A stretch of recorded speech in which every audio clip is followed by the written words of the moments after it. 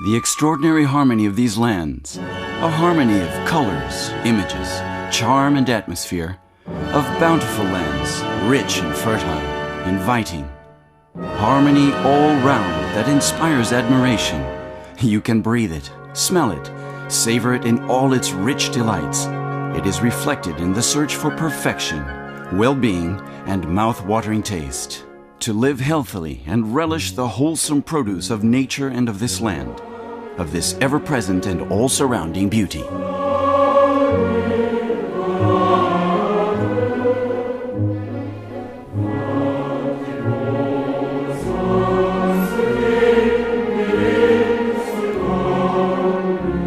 In Italy, you need only look around you to realize that it is the bond that ties people and customs to the love of the land that yields wholesome products that satisfy not only the palate but also the soul. The journey into the world of Salumi Italiani starts here in the Pianura Padana, the area where many of these delicious and world-renowned products are made. It is also the birthplace of amazing personalities such as Giuseppe Verdi, a native of Emilia, and a great lover of salumi, which he took pleasure in giving to his dearest friends as gifts. Throughout Italy, you can see the strong bond between man, the land, the produce from the land, pig breeding, and the processing of foods. Foods that come to our table bearing the symbols of food safety and quality endorsements, but most of all, the evidence of man's labor. And nutrition plays an important role here, with salumi being considered staple foods in Italy. The great Farnese and Bourbon families, as they celebrated weddings, demanded only the very best. And the Culatello appeared at their banquets and was a highly appreciated wedding gift. Once the animal has been butchered, the process of dry curing can begin. Unlike wafer-thin ham, the Culatello is considered a delicacy, so the butcher selects only the best cuts of meat. The first stage is to prepare the meat.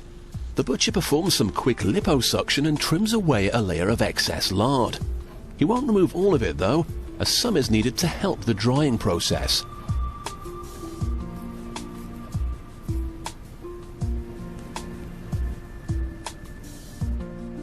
The particular cut of meat he uses is very fragile, so he has to tie it up to help it survive the long drying process.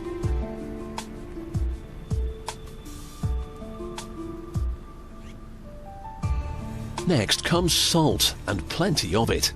To cure the ham, it's wrapped in a thick layer which draws moisture out of the meat and adds to the final taste.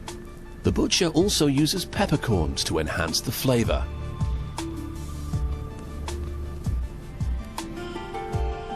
And in the tradition of all good recipes, he also splashes plenty of wine over the meat.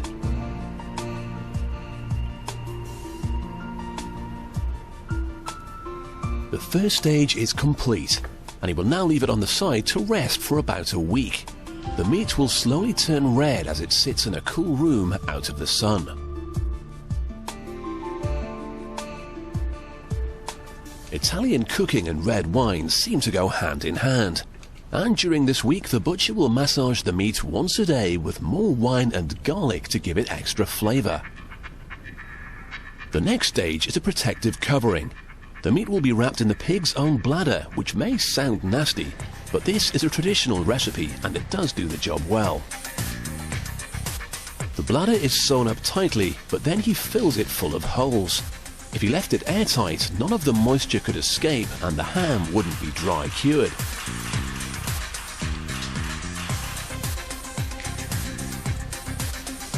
Finally, the meat is tied up. This isn't to stop it escaping, but it gives the Culatello ham its traditional pear shape.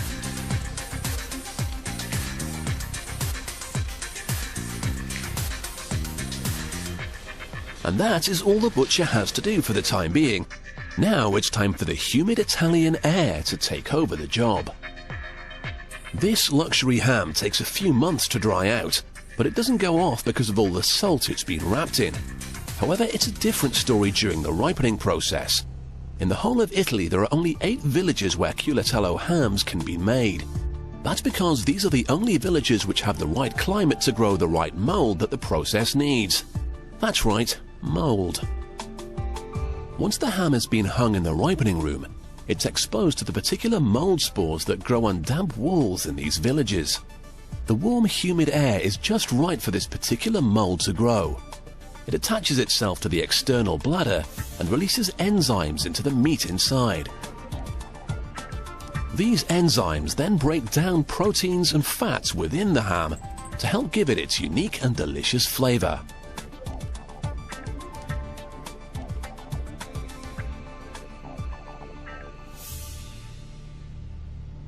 The combination of the humid air, the mold, and the long curing process give Culatello a unique taste which has never been properly reproduced artificially. The mass production of Parma ham works in a similar way, but it's done on a huge scale and much faster because of demand. This is why Parma ham is far cheaper and more readily available in supermarkets than the Culatello. Once the ham has reached the end of its curing process, the farmer can remove it from the ripening room and clean it up.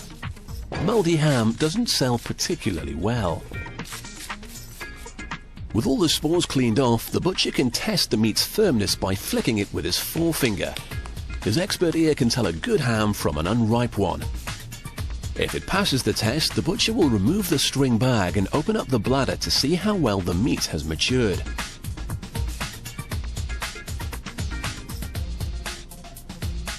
Sometimes the mold has penetrated inside the bladder, so the butcher will use a splash of whatever wine he has handy to clean off any unwanted spores.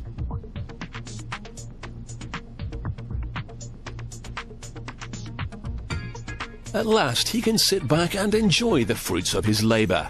And if you fancy trying one of the most expensive hams in the world, you'll need about £400 and a very upmarket delicatessen, because you won't find this in your local supermarket.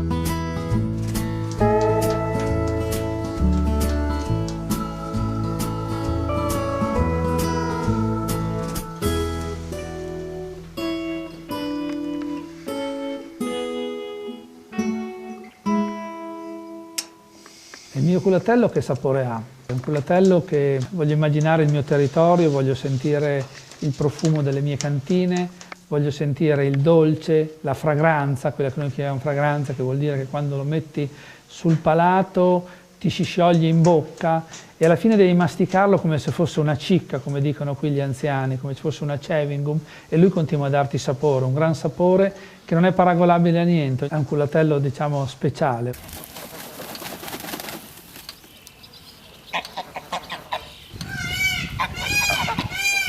Siamo nella cantina dell'antica corte pallavicina, una cantina costruita quasi ormai 700 anni fa, nel 1320, dai marchesi Pallavicino, proprio in questo palazzo sul Po.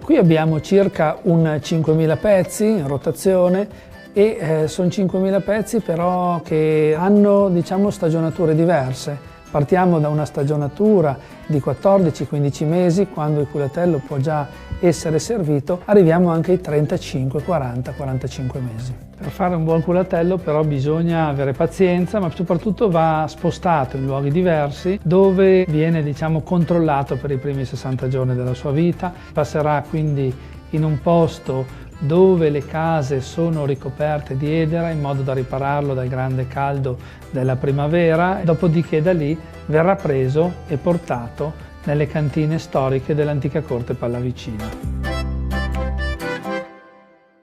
I nostri clienti sono Fauchon a Parigi, la Rozza a Londra, che sono diciamo le boutique più importanti, al Grande Ducasse, a Trois Gros e a Blanc. Poi dopo veniamo in Italia. In Italia partiamo da Gualtiero Marchesi, ai fratelli Alaimo, a Santini del Pescatore, al mio amico Massimo Buttura, a un po' diciamo tutti gli stellati, 3 stelle d'Italia. Ho avuto la fortuna che uno dei miei culatelli fosse regalato al principe Carlo e così lui si pose una domanda e dice: ma com'è che da un maiale possa uscire qualcosa di così buono, di così interessante, di così prelibato? E così ha voluto, diciamo, conoscere quell'artigiano e chi l'aveva prodotto. Si è interessato alla storia dei miei maiali, alla storia delle ricerche e ci siamo incontrati in Galles, ci siamo incontrati nella sua farm e assieme abbiamo così concluso un accordo fra 2 agricoltori, come amava dire lui. E quindi alla fine tutti gli anni lui mi manda questi maiali delle sue razze antiche, io gli produco i salumi e in più quando sono pronti gli vengono spediti e recapitati a Buckingham Palace e lui li usa per ringraziarsi, per far vedere ai suoi amici quanto sono buoni i suoi maiali lavorati in Italia.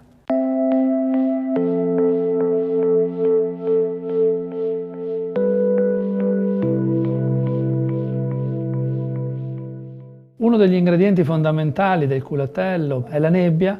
La nebbia arriva nel mese di ottobre, nel mese di novembre, entra da questa grande finestra e scende in mezzo ai culatelli e fa sì che assieme alle vinacce di Fortana che abbiamo messo dal mese di ottobre, subito dopo la vendemmia, si attivino quelle muffe bianche che noi chiamiamo nobili e diciamo che succede il miracolo. Il miracolo è che il culatello da carne si trasforma in salume.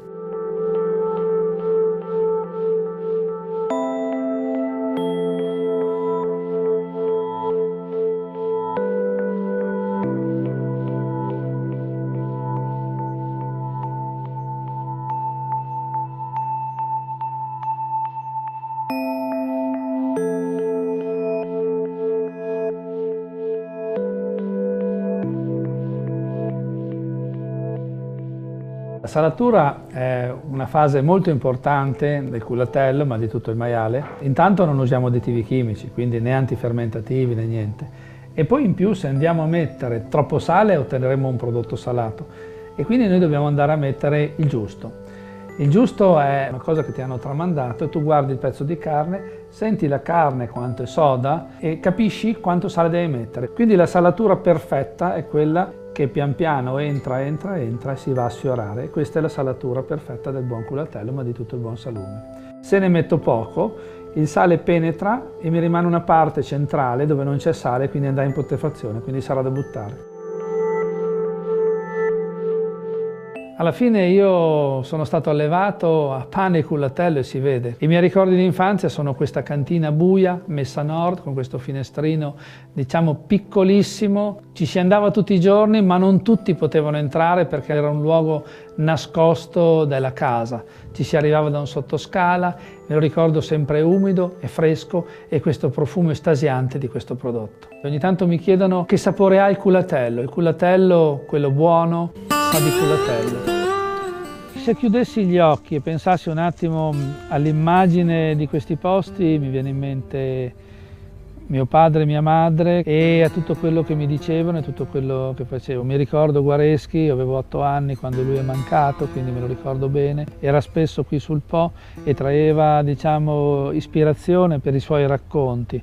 E poi mi viene in mente l'Amanda, una signora che ha lavorato per noi, che era la nostra cuoca, assieme a mia zia, mio padre. Li vedo in questa cucina ancora a carbone a legna, dove mettono tutto il sentimento, tutta la voglia, tutta l'intraprendenza di voler fare, di voler migliorare quello che era la nostra cucina, con questi stracotti importanti, queste faraone cotte nella terra, questi tortelli fatti col cuore, dove mettevano anche la loro anima, dove mettevano la loro forza. Un piatto dei miei ricordi è molto semplice, un minestrone che faceva mia madre, faceva un giro nell'orto, raccoglieva queste verdure, le metteva insieme, poi non so, una crosta di parmigiano, un pugno di riso, una noce di burro, una cosa ineguagliabile che ricorderò per tutta la vita.